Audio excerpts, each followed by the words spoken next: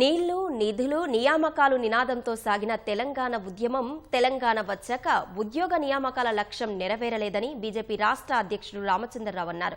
రాష్ట్రం కోసం పోరాడిన విద్యార్థులపైనే కేసులు పెట్టారన్నారు. చాలా ఏళ్లుగా యూనివర్సిటీలు పార్ట్ టైం ఫ్యాకల్టీతో నడుస్తున్నాయని చెప్పారు. మిగులు నిధుల రాష్ట్రాన్ని బీఆర్ఎస్ పాలన అప్పుల పాలు చేసిందని ఆరోపించారు.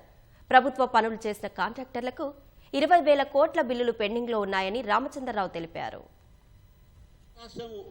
సర్ప్లస్ స్టేట్ని బీఆర్ఎస్ పార్టీ దాదాపు 5 లక్షల కోట్ల అప్పుల్లో ముంచింది మనని.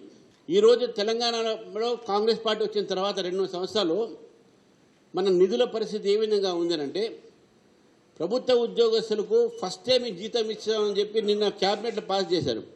అంటే ఫస్ట్ నాడు జీతం ఇస్తాము క్యాబినెట్ పాస్ చేసిందంటే అంతకన్నా దురదృష్టం ఏంటండి? అంటే వాట్ ఈజ్ ది రీజన్? అంటే మొదటి రోజు మీరు ఇవ్వలేరా జీతాలు? అంటే మీ పరిస్థితి ఫైనాన్షియల్ అంత బ్యాడా? దాదాపు 60 మంది రిటైర్డ్ ప్రభుత్వ ఉద్యోగస్తులు ఆత్మహత్యలు చేసుకున్నారు పెన్షన్స్ లేక. మరి నిధుల పరిస్థితి ఏమన్నా ఈరోజు చూసాం మనం. 20,000 కోట్ల రూపాయలు ఈరోజు కాంట్రాక్టర్లకు బకాయి ఉన్నది ప్రభుత్వం.